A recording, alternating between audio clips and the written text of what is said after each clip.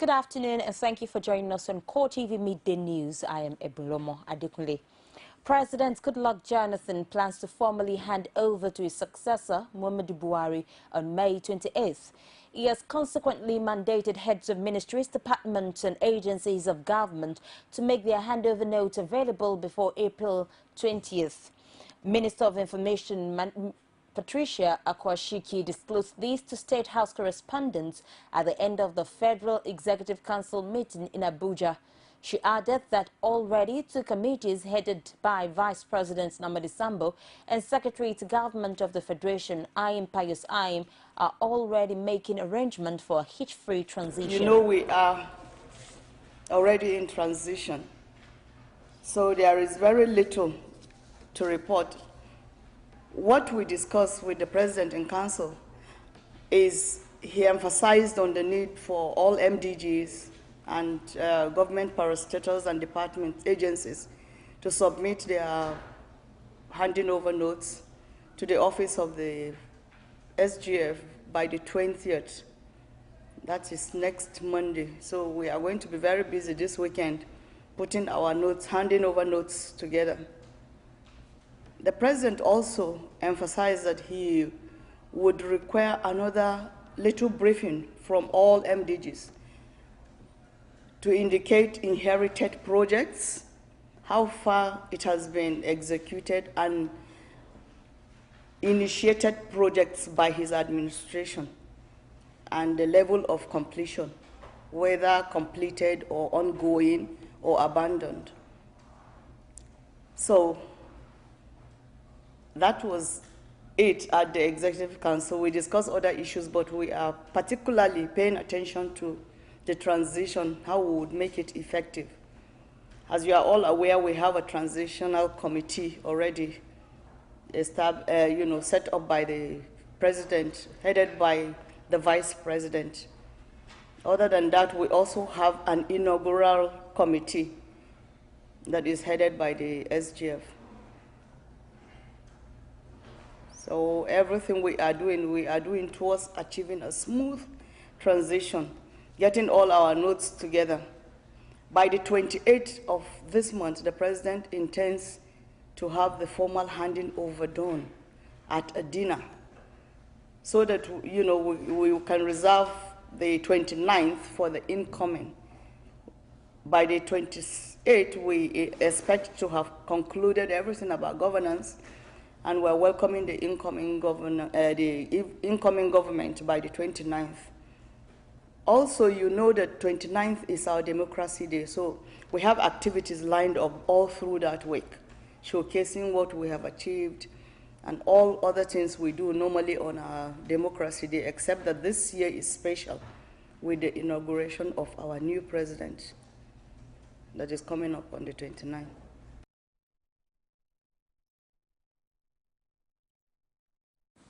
Senate President David Maxey's President Goodluck Jonathan has set a new democratic template for Africa in the eyes of the international community. This, he says, is as a result of the manner the President considered defeat and congratulated President-elect Muhammadu Buhari before final results were announced. The Senate President also congratulated the incoming President and all National Assembly members who are now governors-elect.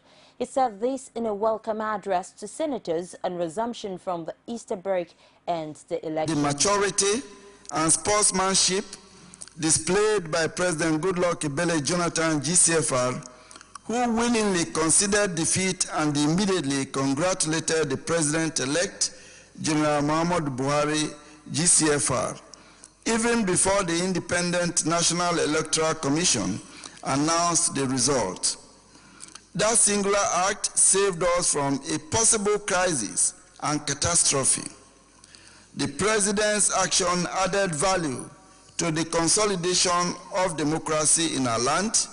It raised the benchmark of peaceful democratic transition and consequently set a new democratic template in our continent, notorious for her infamous sit-tight leaders. I also extend my warm felicitation to the President-elect, General Muhammadu Buhari, GCFR. the President-elect has extended the hand of fellowship to President Jonathan and his team. He has also followed it up with conciliatory statements that further reinforce the unity and peace in our society. Meanwhile, the Senate has called a meeting of its Constitution Review Committee to deliberate on President Jonathan's decision to reject the amendment. At least one senator also raised the point of order and insisted that issues raised by the president needed to be discussed at plenary. Senate President David Mack agreed on the need to deliberate on it, but noted that all the senators need to go through the 7-page letter before taking a stand. So many weighty issues have been raised by the President and Commander-in-Chief of the Armed Forces of the Federal Republic of Nigeria in the letter you just read. And I think it is important for us to discuss that letter and see whether there is need for us to consider the letter or not. I think he has raised very serious fundamental issues, especially in terms of our functions as lawmakers and in terms of also his own position as the Chief Executive Officer of the Federal Republic of Nigeria. The first reaction is for me to make copies available to everybody. And then they go and you study it. And if you notice, there is an announcement also by the Constitutional Review Committee that they are going to meet. So that will straight away go to them. I agree with you that weighty issues have been raised. It's a peculiar case, so everybody will be involved. In the same vein, President Goodluck Jonathan has listed 12 reasons why he decided to withhold assent to the recent constitution amendment made by the National Assembly. He offered his reasons in separate letters sent to the two chambers and read by the leadership of the legislative houses. President Jonathan argued in the letter that the alteration of some sections of the Constitution was not supported by 4/5 majority of the two chambers and not less than 2/3 of State House of Assembly. Senate President David Mack and Speaker Aminu Tambuwal presented the President's position. I have accordingly examined the substance of the provisions and the procedure adopted by the National Assembly to pass the Act and wish to observe as follows. A. Section 4, alteration of Section 9. Section 4 of the 4th Alteration Act 2015 seeks to alter Section 9 of the 1999 Constitution by the insertion of a new Section 3A, which dispenses with the assent of the President in the process of constitutional amendment. However, this alteration can only be valid if the proposal was supported by the votes of not less than 4/5 majority of all the members of each House of National Assembly and approved by a resolution of the Houses of Assembly of not less than 2/3 of all the states as provided by Section 9(3) of the 1999 Constitution. This is a fundamental requirement of the Constitution, and in the absence of credible evidence that this requirement was met in the votes and proceedings of the National Assembly, it would be unconstitutional for me to assent to this bill. In light of the above, I am of the respectful view that I should withhold assent until it can be shown that the National Assembly has complied with the threshold specified in Section 9(3) of the 1999 Constitution. The trial of Aminu Oguche, the alleged mastermind of the Yaya bus terminal bombing, and 5 others at the Federal High Court Abuja has been stalled due to the prosecution's application seeking to modify order of secret trial of the suspects. The court, on March 18th, rejected a motion for prosecution witnesses to be hooded while giving testimony in court. But at the resumed trial, prosecution counsel Aminu Oguche informed the court of his application, asking for an order for the use of screens to shield the witnesses from public view. Counsel to the accused, Ahmed Raji, objected to the application, describing it as a ploy by the prosecution to frustrate the trial. The trial judge, Justice Ahmed Mohammed, adjourned the matter till May 11th and 12th for hearing on the prosecution's application and commencement of trial. Direction, which enjoins all the courts taking offenses relating to terrorism to speedily hear and determine the matter We opted out of any bail application, and we all agreed that this matter should be dealt with speedily so that the accused persons would know their fate. They brought an application to say that they wanted to limit the number of people in the court. They wanted all sorts of indulgence, and the court ruled after arguments from both sides, or all the sides. Then this morning, they were just serving us an application to modify that order when they knew that the matter is coming up for hearing and that they are supposed to come with their witnesses. They filed the application on the 9th. They didn't serve on the 10th, that night. They didn't serve on the 12th or 11th or 13th or 14th. They waited till this morning. And when an application is filed and it is not ripe for hearing, the court cannot do anything. So we are left with no other impression than to infer that this was a ploy to delay or avoid the hearing of this case today.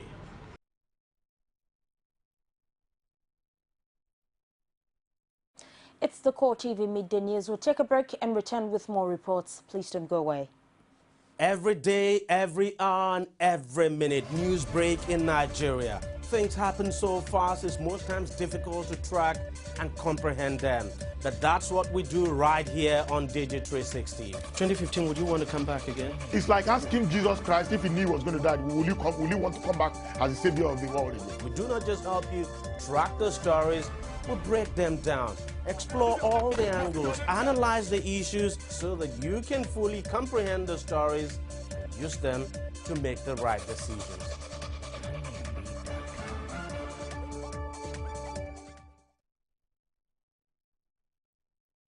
Many thanks for being there, and for more on CoreTV News, you can visit a social media platform. On Facebook, it's facebook.com/CoreTV News.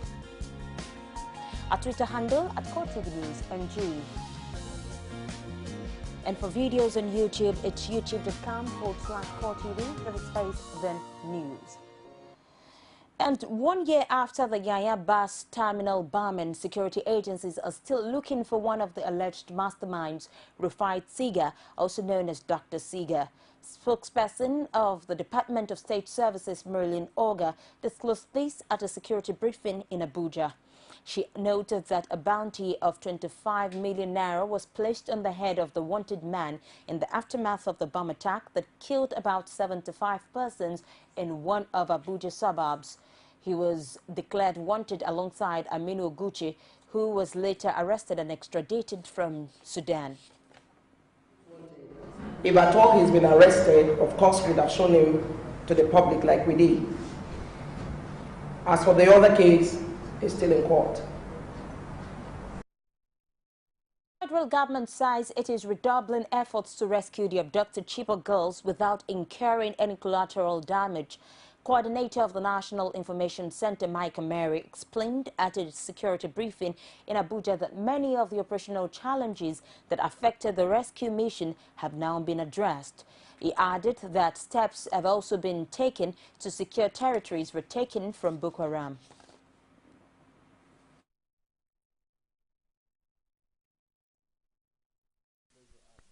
I, in concert with anybody, to take any child away. And that is why we have a government. And a government has a responsibility. And that responsibility is the security and safety of citizens of the entire country. You remember the story of Chibok. You remember how it happened. Remember that within this journey of finding the girls, a lot needed to be done. Facilities, hardware needed to be procured. We have spoken about this severally. There are so many operational challenges that came with the rescue of Chibok girls and the fight against insurgency, which have barely been overcome. The Independent National Electoral Commission has fixed the Imo supplementary governorship elections for the 25th of this month. The commission, which had earlier declared the election inconclusive, says the elections will hold at some polling units across the 23 local government areas of the state.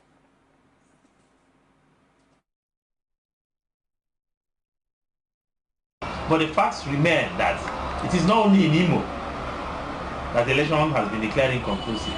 The same situation is in Taraba. The same situation is in Abia. So my advice is we should stop deceiving the public. Let us tell them what INEC said, and that is the true position. And let us get prepared for those supplementary elections in those areas. The Edo State government has suspended the chairman of Owan West local government area of the state, Godwin Agbodian, following allegations of financial mismanagement and other administrative irregularities. The state's governor, Adams Oshomole, announced a suspension while addressing members of the local government executive council and councillors at the government house, Benin City. The governor said he has tried in the past to call the chairman to have a good working relationship with his executives. The state government has, however, set up a committee to investigate the allegations against him in line with the laws of the state.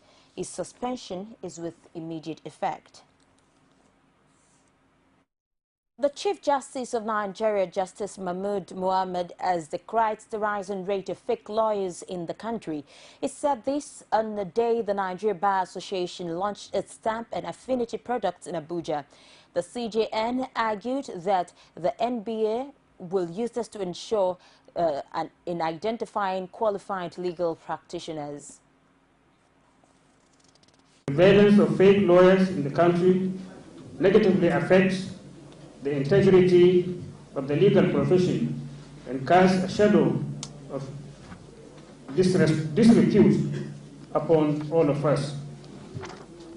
Indeed, judges find it difficult to identify which counsel appearing before them is genuine or otherwise. Of even greater concern is the fact that members of the public are often left in quandary over who they can place their trust, property, or even lives in. We must not forget that the credibility of the bar has a direct impact on respect for the rule of law and the independence of our courts. The chairman of Lagos Internal Revenue Service, Babatunde Fowler, says the monthly internal generated revenue of Lagos State stands at 23 billion naira since 2014. Fowler made this disclosure at the 2015 ministerial press briefing, marking the fourth year of the second term of Governor Babatunde Fashola's administration in office. He also affirms that the board has charged to court over 600 tax offenders at the State High Court. Also speaking at the media parley, the special advisor to the governor on taxation, Abimbola Shodipo, noted that Lagos tax net has risen from 2.7 million we filed in 686 cases at the High Court of Lagos at the beginning of the year with a total liability of 11.6 billion, out of which 376 we received distraint orders on, amounting to liability of 8.1 billion. Out of that 8.1 billion, they have paid 771 million. About 8.4 million people should be paying tax in Lagos. Of course, as of today, we are not there yet. We are not saying we have 8.4 million in our data. But again, we have made enormous progress without hurting our people. You know, we have moved from about 2 million realm to about 4 million realm. You know, gradually we will get there. We'll take another break and we'll return with a story from outside Nigeria. Stay with us. You can now watch CoreTV News live from anywhere in the world on our website, www.coretvnews.com. Click on Live TV on our website and watch us live. And welcome to CoreTV Primetime Days. To follow us on Twitter, click on Twitter icon on our website. On Facebook, click on the Facebook and YouTube to see all our previous news production. You can also watch us live on YouTube. Click CoreTV, leave a space, then News. CoreTV News, a 24-hour news station. South Korea president has promised to raise the Sewol ferry as the nation marks a year since the disaster. A total of 304 people, mostly school students, were killed when the ship, overloaded and illegally redesigned, sank off Jindo Island. The disaster triggered nationwide grief and outrage and led to severe criticism of safety standards and rescue efforts. Divers have recovered all but 9 of the bodies, and relatives say the ship must be raised so more remains can be found. The government says salvaging the ship will cost $110 million, but President Park Geun-hye, speaking at a port in Jindo, said she would take the necessary steps to salvage the ship at the earliest possible date. Investigators say the ferry sank because when an inexperienced crew member made too fast a turn, the combination of an illegal redesign and overloaded cargo meant the ship was unstable. Harrowing phone messages and footage later emerged showing students growing increasingly scared as they became trapped inside the sinking ship. On Wednesday, some sailed to the site of the disaster to scatter flowers and make offerings. Memorial ceremonies are being held in some 300 places across the country. And that's it on the news for this hour. Do join us again, top of the hour for more. Many thanks for watching. I am Lomo.